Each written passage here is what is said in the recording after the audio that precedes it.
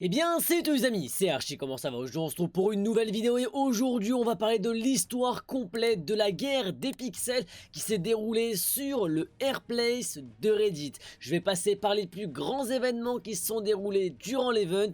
Je ne pourrai pas parler de tout, mais je vais vous retracer les grands actes de cette guerre. On va parler de la France, mais aussi de ce qui s'est passé autour de celle-ci.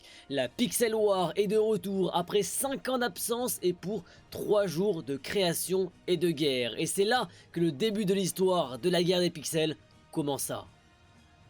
La construction de la fresque commença très tôt dans la journée avec énormément de création et la France était déjà présente mais très peu médiatisée. Kameto commence l'événement et la guerre des pixels tout seul. Pour commencer, il prend une petite partie en bas à gauche de la fresque pour créer le logo K-Corp. Petit à petit, on passe d'un logo basique à quelque chose de plus artistique. Les attaques commencent à arriver, mais la communauté de Kameto qui était là résiste bien. Peu à peu, il se fait rejoindre par Locklear avec qui il lève le mouvement de la guerre des pixels sur le Twitch français. L'engouement devient rapidement très grand puisque Kameto passe de 50 000 viewers au début à plus de 200 000 viewers. Locklear de son côté, il gagne aussi énormément de viewers et le mouvement est lancé en France. Même si d'autres groupes Reddit et moins médiatisés en France avaient déjà construit de belles œuvres françaises telles que Daft Punk avec les dates du début et de fin de carrière, les drapeaux français avec des signes qui la représentent ou encore Astérix et Obélix sur un drapeau français qui a tenu jusqu'à la fin de l'event sans se faire attaquer, la France était présente mais en petite communauté et pas du tout médiatisée. La guerre des pixels est devenue l'événement dont tout le monde parle sur les réseaux et Twitch devient le diffuseur de l'évolution de chaque communauté. La France a eu énormément de streamers qui se sont lancés dans l'aventure et une réelle armée s'est créée pour le pays. Le retour de Kameto et de ses idées qui à première vue paraissaient dingues ont finalement pris forme. Un grand drapeau de la France, l'emplacement pris était le plus grand de toute la fresque. On ne voyait plus que ça. Cette appropriation de la zone n'a pas fait plaisir aux communautés espagnoles et américaines et des petites attaques se font voir, mais l'armée française était vraiment puissante et a repoussé chaque attaque. La création continue jusqu'au moment où l'envergure de l'événement a totalement changé pour les streamers français. Dans la soirée de dimanche, Kameto continue de couvrir l'event. Pendant ce temps, sur Twitter, toutes les structures et personnalités d'internet ont poussé les gens à aller participer à la guerre qui se déroulait sur le stream de Kameto. Le cap des 400 000 viewers se fait rapidement voir après avoir été soutenu par Squeezie, Inoxtag et bien d'autres. Sur la fresque, la France prend toujours autant d'importance et on reproche que le drapeau est peu artistique. Alors il a été décidé de créer une tour Eiffel sur ce même drapeau. Se sentant inférieurs, les communautés américaines et espagnoles après leur alliance lança une grosse attaque sur le drapeau, mais ils ne s'étaient pas préparés à la force de riposte française. L'attaque noya le drapeau dans une bouillie de pixels, mais il était de retour quelques instants après avec une organisation de la communauté française incroyable.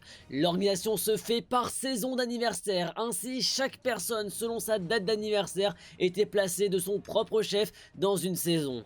Chaque saison avait un timer pour placer ses pixels et ce qui est fou, c'est que plus de 500 000 viewers ont tenu cette organisation pour sauver le drapeau français sur la fresque.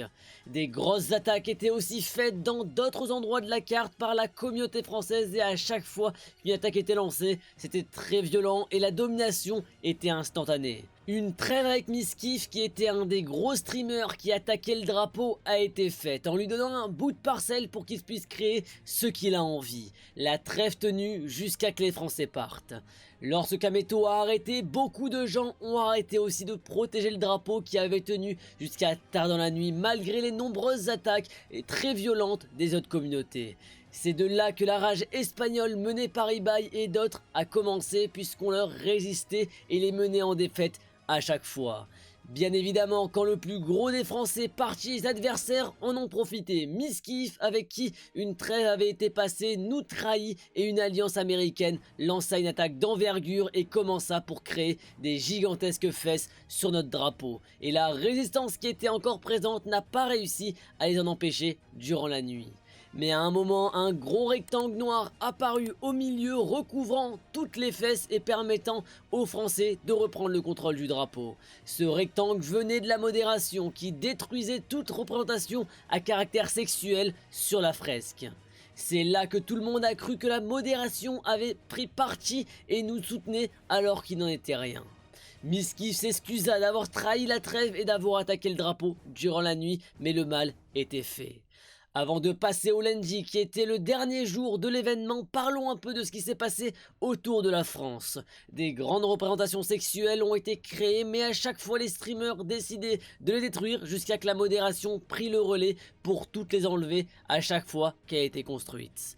Le Void, un nom qui faisait peur et qui était tant redouté durant ces 3 jours associés à 4chan, leur force de frappe était impressionnante. Ils créaient un nuage noir qui aspirait des créations complètes en quelques instants.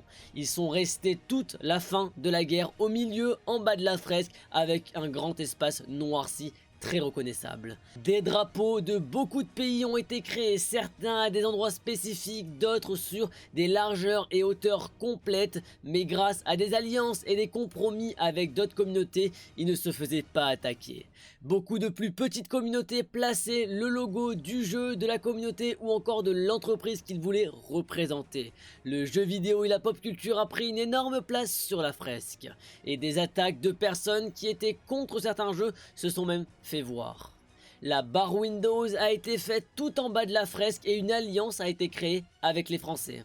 La Tunisie a créé son drapeau avec des monuments qui ont tenu jusqu'au bout. La France avait également des structures au-dessus de la fresque qui ont tenu également jusqu'au bout de l'événement. Après la grosse attaque contre le drapeau français durant la nuit, les forces françaises étaient réduites mais pas inexistantes. Après des complications, le drapeau fut reconquis et tenu durant toute la matinée. Les autres communautés, eux, n'étaient plus là, ce qui a limité les attaques. Des décisions sur les Discord avaient été prises pour créer de l'artistique sur le drapeau. Un arc de triomphe, le visage de Zidane fut les premières créations créées avec un croissant et les œufs du jeu Dofus. Les forces de la résistance de nuit devaient tenir jusqu'à midi, l'arrivée du chef des armées Kameto et de la grosse partie de la communauté, ce qui a été fait. À midi, Kameto arrive et suivi au lancement du stream par plus de 150 000 viewers, la construction d'une œuvre la plus grande commença. L'idée était de ne plus voir que le drapeau sur la fresque, mais d'y ajouter des œuvres en rapport avec la France. La création du musée du Louvre se lança, puis une carte vitale, les Daft Punk en featuring avec PNL et bien d'autres choses ont été mis en place sur le drapeau. Plus personne ne pouvait dire que ce n'était plus artistique, mais beaucoup continuaient de râler pour le fait que la France avait pris trop de place. Pour essayer de créer des ennemis à la France, beaucoup de communautés espagnoles attaquaient des parties de la fresque en y mettant le drapeau français. Des collabos étaient aussi présents, des personnes qui faisaient tout le contraire de ce qui était dit sur le drapeau ou qui participaient aux attaques d'autres territoires. Pour contrer certaines attaques, les Français décidèrent de mettre des mots comme « Not Us » pour montrer que ce n'était pas la France qui attaquait. Au contraire d'attaquer tout le monde, la commune française décida de donner des parties de territoire possédées à d'autres endroits de la fresque aux personnes qui les voulaient, mais rien n'y fait. Les attaques contre le drapeau ont continué.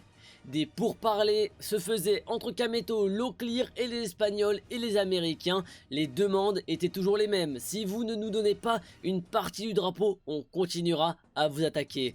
La réponse était toujours la même, attaquer et on se défendra, mais vous n'aurez pas un pixel de notre drapeau. Malgré qu'on ne connaissait pas l'heure de fin, des gros rushs se sont faits contre le drapeau français et c'est plus de 700 000 personnes de la communauté française réunies pour défendre le drapeau.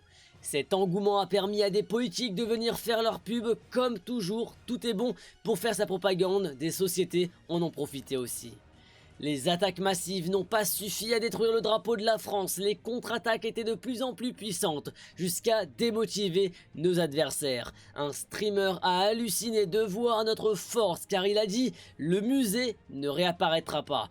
Et à la seconde même où il dit ça, le Louvre était reconstruit. C'était impressionnant. Voyant ça, ils ont tous compris la puissance de la cohésion des Français. Nous avons tenu jusqu'au bout et à la fin, une vague de pixels blancs apparut. Tout le monde pensait à un bug, mais c'était l'événement de fin. Les Espagnols, quant à eux, pensaient avoir gagné la guerre, mais non. Les Français, ne pouvant plus remettre les couleurs sur le drapeau, décident d'écrire la France en gros et en blanc au milieu de la fresque, ce qui était pratiquement fait.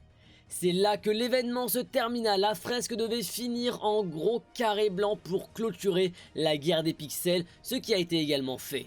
En résumé, tout le monde ont attaqué le bas à gauche de la fresque. Il y a eu quelques modifications sur le bas de la fresque. Le haut, quant à lui, n'a pratiquement pas bougé durant toute la fin de la guerre des pixels. La leçon à retenir, c'est que la France a une cohésion impressionnante pour défendre ses couleurs et a gagné la guerre des pixels face à l'Espagne et l'Amérique. J'espère que l'histoire complète vous aura plu. J'ai essayé vraiment de retracer tous les événements en un minimum de temps. Sinon, vraiment, ça aurait pu durer des heures et des heures tellement il y a eu de choses. J'ai essayé de vous résumer ça un maximum pour vous faire comprendre au mieux ce qui s'est passé durant ces 3 jours de guerre des pixels. J'espère que ça vous aura plu. N'hésitez pas à laisser un j'aime et un commentaire pour dire ce que vous pensez de la vidéo. Également à vous abonner pour tout ce qui va arriver prochainement en termes de vidéos sur la guerre des pixels, mais également sur d'autres contenus qui sont déjà disponibles sur ma chaîne YouTube. N'hésitez pas en tout cas à vous abonner à cette même chaîne. Nous avons en description de ma chaîne Twitch, mon compte Twitter et mon compte TikTok également. N'hésitez pas à les suivre pour booster les réseaux sociaux, à nous suivre en live et également à nous suivre les différents réseaux pour ne plus rater aucune information. Il y a aussi mon code créateur, n'hésitez pas à utiliser dans la boutique Epic Game Store, mais également dans la boutique de Fortnite. En tout cas, merci à toutes les personnes qui soutiendront la chaîne un maximum sur les réseaux ou avec le code créateur. En tout cas, merci beaucoup pour ce soutien là. J'espère que ça vous aura plu. Moi je vous reprends pour une nouvelle vidéo. Allez, ciao tout le monde.